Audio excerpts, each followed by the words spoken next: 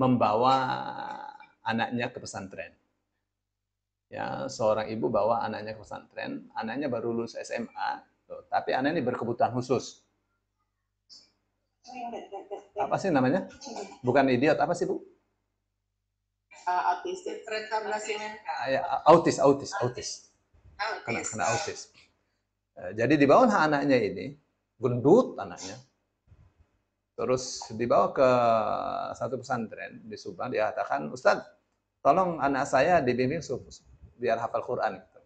Anak ini autis, Ustaz. Tapi anak ini kalau kita macet di gerbang tol, melihat angka-angka mobil itu dia langsung hafal. Jadi punya kelebihan anak ini. Tolong Ustaznya bilang, saya kasih waktu 3 bulan ya Bu. Kalau 3 bulan ada perubahan terus, kalau enggak silakan diambil lagi gitu. Karena belum pernah ada pengalaman ya anak autis disuruh ngafal Quran dengan anak yang normal gitu. Jadi ibunya bilang, iya, bantu doa ya Bu, bantu. Ya, jadi sambil puasa tuh Ustadz, masih muda sekali Ustadznya. Ya, yang 3 anak saya dengan Ustadz itu juga sama tuh, hafal Quran. Jadi hari pertama itu diajari Al-Fatihah, suruh Alhamdulillahirabbil alamin. Tidak bisa ain, marah dia, itu rekalnya itu dibanting sampai hancur. Ustadz zalim, saya nggak bisa ain, suruh ain. Besoknya lagi disuruh nyetrika sendiri, nyetrika celananya, ya kebakar, ya karena kepanasan. Wah, dia Ustadz nih harus ganti nih. Ya, bagaimana sih Ustadz? Saya tidak pernah disuruh nyetrika sama orang tua. Ya, 2 bulan berjalan, anak itu menjadi normal. Nggak ada autis sama sekali. Menjadi anak normal. Ya, dapat beasiswa di UIN Syarif Hidayat itu, beasiswa penuh. Dan hafalan Qur'annya berbeda dengan yang lain. Hafal Qur'an itu dengan nomor ayat di mana-mana letaknya itu tahu dia, terbayang semua. Berbeda dengan yang lain. Itu Qur'an, Bu. Jadi memang dia obat. Ya, obat. Tapi yang terus harus baca terus ya. Dahsyat Qur'an menjelaskan. Dahsyat. Boleh saya cerita juga? Ya, boleh dong. Boleh saya cerita juga sebenarnya, Bu.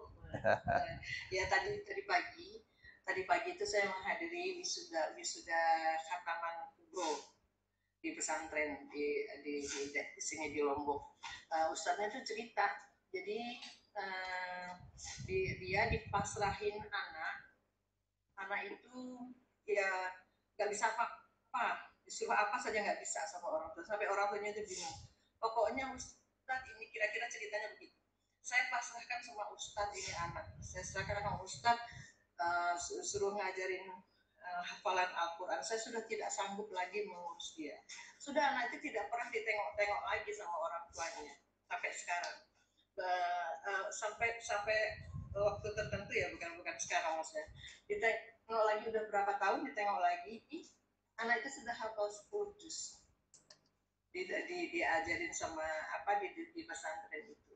Itu istimewa banget itu cerita orang tuanya sampai nangis, sampai bercucuran air mata lihat anaknya. Itu ceritanya Bu Nur. Jadi jangan putus asa. Al-Quran obat. Optimis. Ceritanya saya skripsi dengan satu dosen sama. Jadi kalau saya nulis itu, dosen itu cuman kasih saya tuh satu kata, satu kalimat, saya pulang. Besoknya lagi datang ya Latifah, ya satu kata, satu kalimat dapat, besoknya pulang itu Ustaz. Dan alhamdulillah saya tuh karena universitas saya swasta, kalau kok saya nggak bisa. Luar biasa perjuangan. Sekali itu perjalanannya luar biasa. Iya, ikhtiarnya. Bu Nur. Insya Allah kita belajar sama-sama.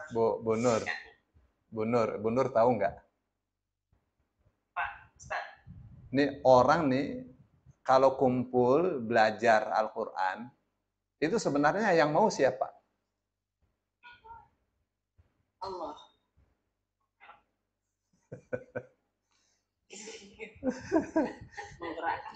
Ya, kita nih kumpul belajar Al-Quran, yang mau duluan tuh siapa? Kita dulu apa Allah dulu? Allah. Allah dulu, itu dipilih itu. Kalau bukan pilihan nggak bakal. Ini mah pilihan. Ya, jadi jangan saya nggak bisa. Kalau sudah apa namanya ikut berarti sudah kena magnetnya. Ya. Itu deh Bu. Dan alhamdulillah. Jadi waktu itu juga ada guru ngaji saya di sini. Jadi 3 tahun ketemu. Nah, baru ketemu kemarin lagi dia bengong. Oh, kamu kok udah bisa baca Al-Quran? Iya, Mas. Alhamdulillah. Baru tahun saya memang nggak bisa, susah menceritakan. Jadi memang ujian kami tuh di keluarga tuh, ya Ustaz, kalau belajar tuh susah banget gitu. Tapi alhamdulillah karena Bapak saya tuh sabar doain kami bisa sekolah, itu aja sih modal kami, doain Bapak kami. Iya, luar biasa, luar biasa. Iya Bu.